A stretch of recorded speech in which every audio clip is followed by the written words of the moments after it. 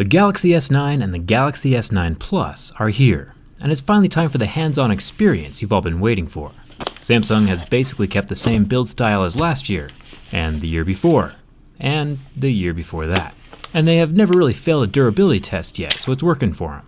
But it's time to see what happens with this new Galaxy S9. Let's get started.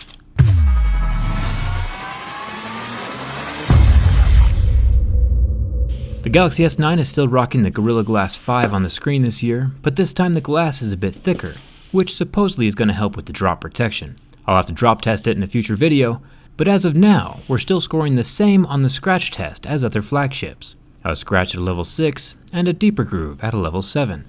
HTC is still holding that top spot with their scratch-resistant sapphire crystal display, scratching at a level 8. Tempered glass is pretty normal for smartphones these days. At least razor blades, coins, and keys won't do any damage. The bottom of the phone has digital buttons underneath that glass, so nothing new to check down here. The earpiece is sitting flush and tight inside its little slot. It is metal, with little holes protecting it from dirt and metal shavings attracted to that magnet underneath. It's a smart design, and better than some of the cloth ones we've seen before on other phones. The 8-megapixel front-facing camera is sitting under that front glass and protected from scratches.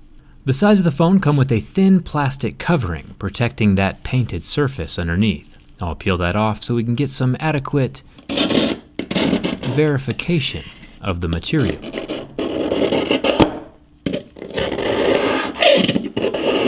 Yeah, it's metal. One cool thing about this phone is that Samsung has upgraded the aluminum, so it is more scratch and impact resistant. This has added about 8 grams of weight to the phone, since the glass is a bit thicker too, but in my mind, weight is associated with quality, so I'm fine with these upgraded materials. The SD card slot up top is upgraded to hold an impressive 400 gigabytes of whatever you need that many gigabytes for. It's nice to have more features than you could ever need on a phone.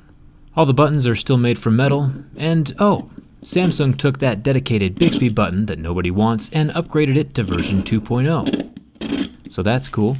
Down here at the bottom of the phone we have the USB-C slot as well as the headphone jack, which makes the S9 definite daily driver material. I don't use the 3.5 jack often, but it's incredibly nice to have on the phone when I do need it. The camera on the back of the phone is where we start to see some pretty significant improvements over the Galaxy S8, which I'll get to more in a second. This 12-megapixel sensor is still protected by glass, and thankfully, the fingerprint scanner is now below the camera in a much more reachable location. Thumbs up for that, Samsung. The fingerprint scanner can get scratched by my razor blade though, so we'll give it a little test to see if it still works. And even with that much damage to the surface, it still functions like a champ. Pretty solid. Now let's see what that camera can do. One thing Samsung did add this year is something called the AR emoji, which makes a little resemblance of yourself and sticks it on screen. It's pretty similar to the Animoji that we saw on the iPhone X. But if you look closely at my lips, one follows a lot closer than the other one does. Fun fact, you can change different hairstyles, and in real life, back in high school, my hair looked a lot more like this. No joke. If you scroll back far enough on my Instagram, you can probably see a couple more pictures. Long story short, if you're into animated characters, the iPhone is probably going to be the way to go. The lips actually work. So Dbrand did say they were going to send me some new skins to show off in this video. I haven't seen them yet though, so I'll just leave a link down in the video description. You can check out their new selection so you can hide the fingerprints on the back of this glass sandwich. Thank you Dbrand for sponsoring this video, and I'll let you know if your camo skins ever show up. The feature that impresses me the most with this Galaxy S9 is the rear camera. This is the first smartphone camera with a dual aperture sensor inside. It's got a mechanical system that can expand and contract to let more light hit the sensor. Professional camera lenses have this, and it's incredibly cool to see it start making its way into the smartphone world. And better pictures for everyone to enjoy. We'll have to take a look at this from the inside during the teardown.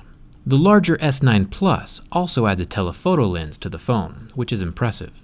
Here I'm adjusting the aperture manually in Pro mode. You can see the light difference as I jump from a 1.5 to a 2.4. The 1.5 will help considerably in low light situations. The back glass of the Galaxy S9 makes art class with Jerry impossible. The Samsung logo is still on the underside of the glass and won't ever scratch or rub off.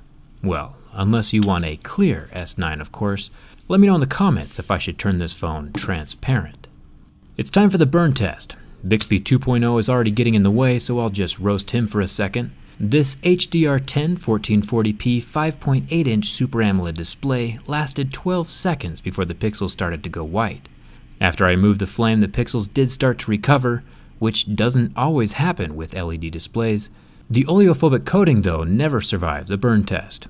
You can see my fingerprint still on the surface of the glass, so it's important not to try this at home. It's cool to see the Samsung screen recover, though, even though the only person who probably ever deals with this kind of damage is me. And now the bin test. Samsung has never failed my durability test before, and with this upgraded aluminum frame, the results are consistent, surviving both flexes from the front and the back.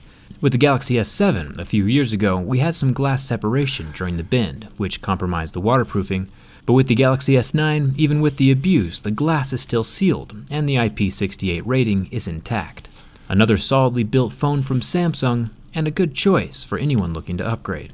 I've personally been using the S8 Plus for the past year, and while this new phone is indeed tempting, it's not enough for me to switch all my stuff over. I'll probably hold off and see if the next Note has anything worth switching for, or maybe I'll jump ship entirely and use another Android phone from a different company. Let's just see what 2018 brings. Huge thanks again to dbrand for sponsoring this video. The camouflage skins are pretty sneaky. Check the link in the description to see all their new stuff, and then come hang out with me on Instagram. Maybe I'll post some more old school hair pictures. Thanks a ton for watching. I'll see you around.